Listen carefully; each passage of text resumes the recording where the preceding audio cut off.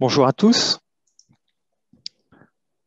Donc aujourd'hui, je vais vous présenter l'étude que nous avons réalisée en 2019 sur la compétitivité du CNG et du LNG.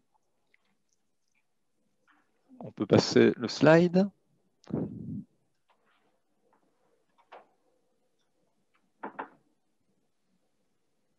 Anaïs? Oui, Oui, Ça arrive, Frédéric. ça va. Faites à votre aise. tant que ça se transmette, mais c'est Oui, bon. Voilà. on court dans les couloirs, ça y est, on est arrivé. Paillasson, tout est bon. voilà.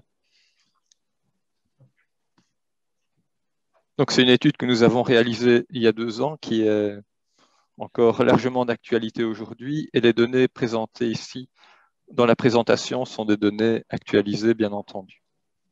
On peut passer le slide. Donc, on pourrait en gros résumer l'étude de la CREG à ce sujet au niveau du CNG et du LNG en ce sens, diminuer la pollution de l'air à un moindre coût, parce que ce sont des alternatives qui sont plus écologiques et plus économiques que les carburants pétroliers classiques. On peut avancer.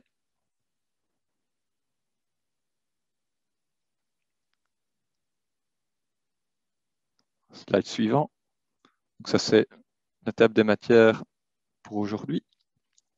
Voilà, en ce qui concerne les caractéristiques du CNG et du LNG, Mark Becker en a déjà parlé, mais je tiens également à souligner que les véhicules CNG ont une autonomie qui peut aller jusqu'à 800 km. Si par exemple on prend le VW Caddy, l'autonomie de cette camionnette est de 800 km. Pour les camions LNG, l'autonomie, non, on peut rester, oui. Pour les camions LNG, l'autonomie va de 1000 à 1700 km. Et ce qu'il est important de souligner, c'est que 1 kg de CNG contient plus de 30% d'énergie en plus qu'un litre de diesel. Donc on est à 13,3 kWh ici pour le CNG. Pour un litre de diesel, on est seulement à 10 kWh. Et il y a également des gains environnementaux en matière de particules fines, d'oxyde d'azote, également de bruit et de CO2. Je tiens également à souligner ici que le gain en matière de CO2 peut atteindre de 80 à 90% pour la variante bio-CNG. Et à ce sujet-là, la Belgique a quand même un potentiel important. D'après une étude de Valbiome, avec le bio-CNG, il serait possible de faire rouler 2 millions de voitures en Belgique. Donc, ce qui est quand même assez considérable. Slide suivant. Donc, lors de l'étude en 2019, il y avait 107 stations CNG et 7 stations LNG. Et on peut voir qu'en 2 ans, il y a quand même eu une forte augmentation, notamment au niveau wallon. Donc ici, nous avons la carte avec les stations CNG en bleu, les stations LNG en rouge et les stations qui offrent les deux carburants, CNG et LNG, en jaune. Ça, c'était en 2019. Slide suivant. Et ici, nous avons la situation en 2021. Mais on constate qu'il y a une évolution de 50% du nombre de stations CNG, puisqu'on en est aujourd'hui à 161, dont une quarantaine situées en Wallonie. En ce qui concerne le LNG, on est aujourd'hui à 18 stations, dont 4 stations LNG situées en Wallonie. Donc il y a une forte augmentation en 2 ans au niveau de l'infrastructure de stations. Slide suivant. Voilà, et qui propose les stations-service au CNG, principalement en Belgique, DATS24, mais également le groupe Total et sa filiale Pickpoint, ainsi que nos amis d'Enora qui présenteront également une présentation tout à l'heure. Slide suivant. On peut passer, oui. Alors, est-ce que ce sont les mêmes groupes qui proposent le LNG? En partie, donc il y a également Total ainsi que le groupe GNV, mais le premier exploitant de station LNG en Belgique, c'est Shell, ainsi qu'au niveau européen. On peut passer le slide. au niveau européen, justement, l'évolution du nombre de stations CNG de 2018 à 2021 a été de 600 unités, ce qui est quand même assez considérable. Et aujourd'hui, on est à 4000 stations CNG dans toute l'Europe. Slide suivant. On constate surtout au niveau européen une progression en Belgique, en France et en Espagne. On va voir apparaître la carte ici. Donc ici, vous voyez la carte avec le nombre de stations par pays. Aujourd'hui, c'est principalement en Italie, en Allemagne, mais également au Benelux, ainsi qu'en France et en Espagne, que le réseau se développe assez bien. Donc souvent, on dit « Ah, mais il n'y a pas de station CNG ou LNG en France ». On peut dire aujourd'hui que c'est tout à fait faux, parce que la France est un des pays qui progresse le plus. Et donc, tant au niveau du nombre de stations CNG, il y en a 135, au niveau de stations LNG, il y en a presque 50. Donc, on voit que la France est également un des pays en forte évolution à ce niveau-là, au niveau européen. Et en France, c'est surtout le bio-CNG qui prend de l'essor. Slide suivant. Alors, venons-en maintenant au nombre de stations-service LNG. Là, on constate en 4 ans que ce nombre a été multiplié par 4. On est passé d'une centaine de stations en 2018 à près de 400 aujourd'hui. Donc là, l'essor est considérable.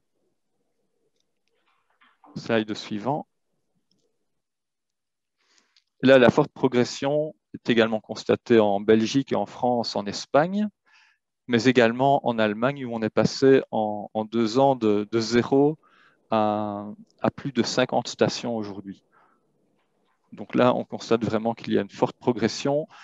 En ce qui concerne le terminal méthanier de Zeebrugge, donc c'est là d'où provient le LNG pour la Belgique, eh bien, on constate qu'en 1 an, on est passé de 182 chargements de camions mensuels à 572 en mars 2021. Donc ça a été multiplié par 3 et ça montre bien l'ampleur prise par cet essor du LNG. Venons-en maintenant aux véhicules. Un petit mot sur les voitures. Mais là, c'est le groupe Volkswagen et ses 4 marques qui dominent le marché en 2020, avec 2870 immatriculations, ce qui représente 0,7% de part de marché. Slide suivant. Alors, pour les camionnettes, oui, on peut passer. Pour les camionnettes, on retrouve également Volkswagen, mais aussi le groupe Fiat, ainsi qu'Iveco pour une petite partie. Et là, on constate que la part de marché par rapport aux voitures est doublée. Donc, on est à 1,4% de part de marché en 2020. Et on peut constater avec le slide suivant que plus la masse du véhicule augmente, plus la part de marché augmente pour le CNG et le LNG. Si on regarde par exemple pour les camions, il y a une part de marché des camions CNG et LNG de 4,2% en 2020. Donc, il y avait 215 camions porteurs, 215 camions tracteurs au gaz naturel immatriculés et une centaine de camions porteurs. Et on constate que ce sont surtout les camions tracteurs au LNG qui ont vu leur part de marché augmenter, puisqu'on est à une part de marché de 6,5% pour les camions tracteurs et de 2,4% pour les camions porteurs. Également signaler que la puissance de ces camions peut aller jusqu'à 460 chevaux aujourd'hui, donc quasiment au même niveau que les camions diesel, ce qui n'était pas le cas il y a encore quelques années. Et là, on constate que la moitié des constructeurs proposent des solutions CNG et LNG. Donc nous avons Iveco, Scania, Volvo pour le CNG et le LNG, ainsi que Renault uniquement alors là pour le CNG. Slide suivant. Donc en Belgique, la part de marché des camions au gaz naturel est de 4,2%. En Europe, elle est de 2,5%. Et on constate que c'est surtout dans les pays où il y a eu des mesures incitatives, comme en Allemagne, que la part de marché a fortement augmenté, que le nombre de nouvelles immatriculations progresse. On peut passer. Venons-en maintenant à l'analyse coût-bénéfice dans le cadre de l'étude. Eh bien là, donc il y a deux éléments qui entrent principalement en ligne de compte. D'une part, le coût du carburant et d'autre part, le prix d'achat du véhicule. Le coût du carburant, en tout cas pour une voiture, pour le CNG, ça représente la moitié du coût de l'essence et c'est fortement inférieur également à d'autres motorisations comme le diesel, mais même comme l'hybride. Donc, en termes de compétitivité du carburant, le CNG est imbattable. On a fait ici l'exercice pour une Skoda Octavia Combi. Slide suivant. Si on regarde maintenant le prix d'achat de la voiture, là, on constate qu'il n'y a quasiment pas de différence entre les versions CNG, essence et diesel. Par contre, pour le coût de la version hybride, là, il y aura un surcoût de 8 000 €. Donc, la rentabilité pour une voiture CNG est atteinte quasiment directement.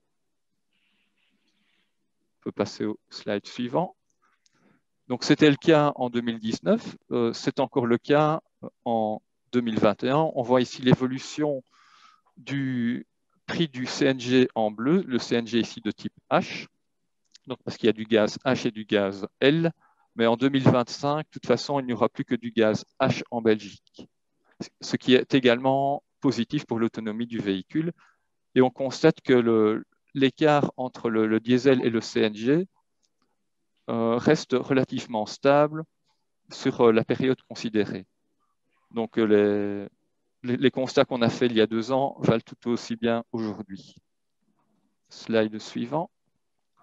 Pour les camionnettes, bon là il y a essentiellement deux choix, soit le CNG, soit le diesel. Et là aussi, en termes de coût du carburant, le CNG est nettement inférieur au diesel.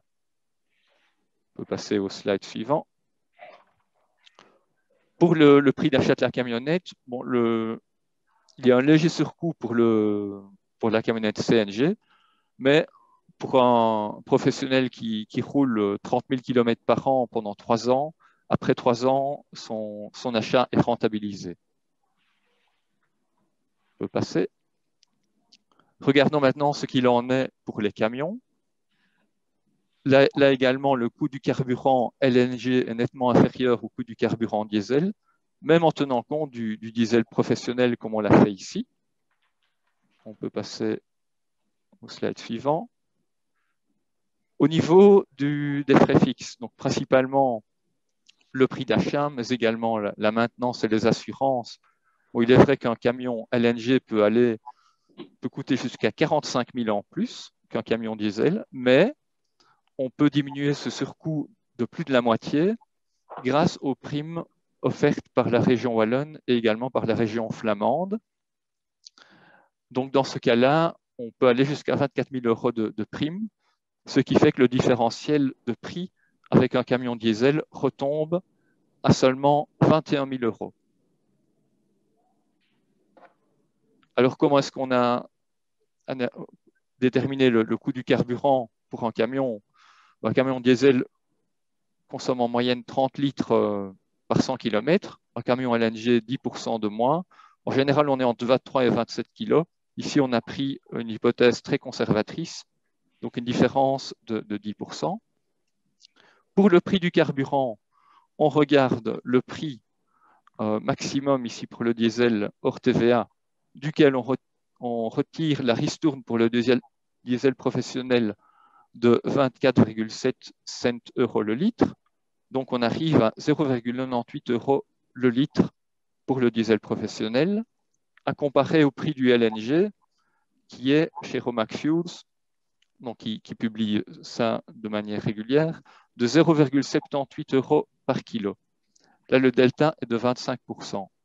Il faut bien faire attention, les prix que je mentionne ici, ce sont des prix maximum. Donc, les prix réels appliqués, et ça, les transporteurs le savent très bien, font l'objet de négociations et sont en fonction des volumes. Mais donc, les ristournes obtenues peuvent seront du même ordre, tant pour le diesel que pour le LNG. Donc, l'écart restera généralement de 25% pour le prix du carburant. Donc, si on multiplie maintenant la consommation par le prix, en tenant compte également de l'AdBlue pour le diesel, on est à environ 30 € les 100 km pour le diesel et environ 21 € pour le LNG. Donc, le delta pour 100 km sera de 9 €. Et si on regarde maintenant pour un camion tracteur LNG qui roule 100 000 km par an, ben, ça fait quasiment 9 000 € de différence sur un an. Et quand on regarde maintenant le delta de frais fixes de 21 000 € sur 4 ans, ben, sur base des prix actuels, le break-even pour le transporteur qui achète un camion LNG, donc le seuil de rentabilité est atteint après seulement 2 à 3 ans. Avec la prime régionale, sans la prime régionale, ce break-even serait atteint après plus de 5 ans. Il est important de noter que c'est le cas ici pour les camions tracteurs LNG. Si on regarde au niveau des porteurs, qui seront plutôt des modèles CNG, là, il faut multiplier les durées de rentabilité par 2. Donc, la rentabilité avec la prime sera atteinte après environ 4 à 5 ans, tandis que la rentabilité pour un porteur sans la prime régionale serait atteinte après 9 à 10 ans. Mais c'est bien pour ça que la prime régionale est absolument requise dans le cas des camions. On peut passer au slide suivant. Donc, le business case pour les voitures, il est atteint relativement rapidement. Pour les particuliers, mais pour le leasing, c'est également très intéressant dans le cadre du budget mobilité, parce que la plupart des modèles CNG sont de maximum 95 grammes de CO2 aujourd'hui et rentrent dans le cadre de ce budget mobilité. Pour les camionnettes CNG, la rentabilité est atteinte après environ 85 000 km. Pour un professionnel qui roule 30 000 km par an, c'est donc atteint après 3 ans. Et pour les camions CNG et LNG, en général, il faut un kilométrage de 2 à 300 000 km pour que ce soit rentable. Ça peut être moins, notamment pour les transporteurs qui roulent vers l'Allemagne, avec l'exemption de taxes kilométriques pour les camions au gaz naturel. Et bien sûr, avec la prime régionale. Donc, sans la prime régionale, il faut multiplier le kilométrage par 2. Donc, l'étude est disponible sur le lien suivant, donc sur notre site. Une mise à jour est prévue en 2021. Alors, quels sont les points forts? Le point fort vraiment du CNG et du LNG, c'est le prix du carburant et la consommation moindre. Les points qui ont été réglés avec le temps, c'est la puissance et la performance des véhicules, qui sont tout aussi valables que les véhicules diesel, voire même meilleurs. Les kilomètres de détour vers la station-service ne sont plus d'application aujourd'hui avec la multiplication du nombre de stations. Il y reste quelques points à améliorer. Dans certaines régions, la couverture en station-service laisse à désirer. Ce n'est pas le cas dans le Hainaut, comme on l'a vu sur la carte de Belgique, avec les stations. L'offre des constructeurs, plutôt là au niveau voitures et camionnettes, pourrait être améliorée, mais on constate surtout un déficit de connaissances dans le grand public et les médias, enfin les médias généralistes, où on parle essentiellement d'hybrides et d'électriques, et la solution CNG n'est jamais mise en avant, alors qu'elle offre des avantages compétitifs indéniables. Au niveau du mindset, de la mentalité des concessionnaires, on vous proposera toujours diesel ou essence, alors que les carburants alternatifs, comme le CNG et le LNG, montrent ici tout leur intérêt. Également, la même chose du côté des importateurs. Moi, je n'ai vu personnellement jamais de publicité pour un véhicule CNG, alors que les publicités pour l'hybride ou l'électrique pullulent. Un point qui en passe d'être réglé, par contre, c'est l'exemplarité des autorités publiques. On constate que de plus en plus de communes investissent dans des véhicules CNG et LNG. Et la conclusion générale, c'est que le CNG et le LNG sont désormais des alternatives sérieuses, mais que le soutien régional est requis pour un switch massif du diesel vers le gaz naturel en ce qui concerne les poids lourds. Voilà, je vous remercie pour votre attention et n'hésitez pas à me poser des questions.